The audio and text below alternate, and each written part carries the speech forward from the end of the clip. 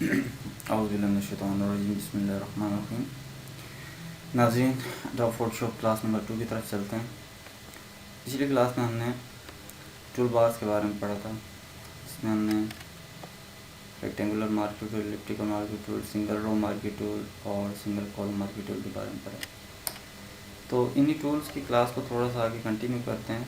Layer palette के अंदर हमने एक न्यू लेयर क्रिएट की और न्यू लेयर क्रिएट करने के बाद मैं यहाँ से ले लेता हूँ रेक्टेंगुलर मार्की टूल और इस तरह से एक रेक्टेंगल क्रिएट कर ली। इस रेक्टेंगल क्रिएट करने के बाद फीदर्स को हमने ज़ीरो रखना है, ये बात का ख्याल रखना है आपने। ऐड टू सिलेक्शन में आना है और ऐड टू सिलेक्शन में आने के बाद एलिप्टिकल मार्की टूल को यूज़ करते हुए मैंने यहाँ पर एक इलिप्स क्रिएट किया जिसके साथ ऐड हो गया। एक मिस्टेक हो गई कि सब्ट्रैक्ट पर क्लिक किया, ऐड पे क्लिक करना था। ऐड टू सिलेक्शन पर क्लिक करके आपने इस तरह से इसके साथ ऐड करवा दें। तो इस तरह से कुछ ऐड हो गया। कलर फिल कराने के लिए ऑल्टर डिलीट फोरग्राउंड कलर और control delete background colour.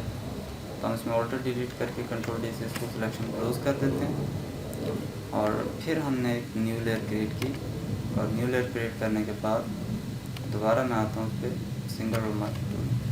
Single row marquee tool पे हमने क्लिक किया और कंट्रोल डिलीट करके मैंने कोई बैकग्राउंड कलर दे दिया। सिलेक्शन क्लोज करने के लिए कंट्रोल डी करेंगे। अब देखें ये एक लाइन आ चुकी है। Control T transform, control T use करते हुए मैं इसको साइज बड़ा कर सकता हूँ। इंटर कर दिया, ये यहाँ पर। अब मुझे अगर इसके बीच में कोई लेयर ऐसी यानी कि मुझे लाइनिंग करनी है, मैं यहाँ एक न्यू लेयर क्रिएट करता हूँ और इस न्यू लेयर क्रिएट करने के साथ ही मैंने सिंगल रो मार्की टूल लिया और सिंगल रो मार्की टूल लेने के बाद मैंने कोई कलर यहाँ से चेंज करता हूँ। ठीक है, सर कोई येलो कलर ले लिया मैंने और ऑल्टर डिलीट कर दिया। ऑल्टर डिलीट करने के बाद कंट्रोल डी कर दूँगा मैं, सिलेक्शन क्लोज, फिर कंट्रोल टी ट्रांसफॉर्म, तो मैंने इसका साइज़ थोड़ा सा बढ़ा दिया, नीचे कर दिया। तो ये एक लाइन आ चुकी है। अगर मुझे इस लाइन की डुप्लीकेट्स चाहिए हो तो दो तरीके हैं डुप्लीकेट का। एक है कंट्रोल जे, आप शॉर्ट की के ज़रिए यूज़ करते हैं। इस टाइम आप देख सकते हैं ये लेयर 3 के नाम से आ रही है येलो। अगर मैं कंट्रोल जे करूँगा तो इसकी एक डुप्लीकेट क्रिएट होगी। अब इस डुप्लीकेट को क्लिक करने के बाद मैं मूव करवा सकता हूँ। ऑटो सिलेक्शन पे आप क्लिक कर दें ताकि जिस लेयर पे आप क्लिक करें वो सिलेक्ट हो जाए। मैं इसको मूव करवा रहा हूँ डाउन एरो से। ठीक है, यहाँ मैंने मूव करवा दिया और मैंने बिल्कुल इसके क्लोज रख दिया। इसको क्लोज रखने के बाद हमारे पास एक टूल होता है मैजिक वॉन्ड टूल। चलिए मैजिक वॉन्ड टूल हम नेक्स्ट क्लास में हम डिफ़ाइन करेंगे।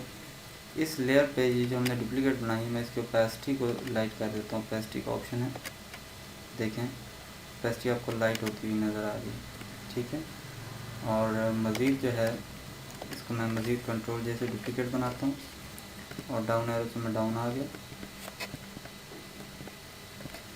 ठीक है, और डाउन आने के बाद मैं इसकी ओपेसिटी को मज़ीद कम कर दूँगा। ठीक है, और फिर मैंने इसी लेयर पे सिलेक्शन ली, कंट्रोल जे से डुप्लीकेट किया, डाउन एरो से मैं इसको डाउन लाया। ठीक है, और इसकी ओपेसिटी को मैंने मज़ीद यहाँ से कम कर दूँगा। तो ये आप देख रहे हैं कि हमारे स्टाइल बनते जा रहे हैं। ठीक है, ओके। इन्हीं को मैंने क्या करना है, आपस में सबको मर्ज कर देना है। इन तमाम लेयर्स को आपस में मर्ज करना है, मिलाना है। यानी कि लेयर 3 ऑफ 3, 3 कॉपी 2 एंड 3 और 3, इन लेयर्स को मैंने आपस में मर्ज करना है। तो एक तरीका ये है कि आप शिफ्ट प्रेस करके आप क्लिक करें, ये सारी लेयर्स आपकी सिलेक्ट हो गई और इसकी कमांड होती है कंट्रोल ई।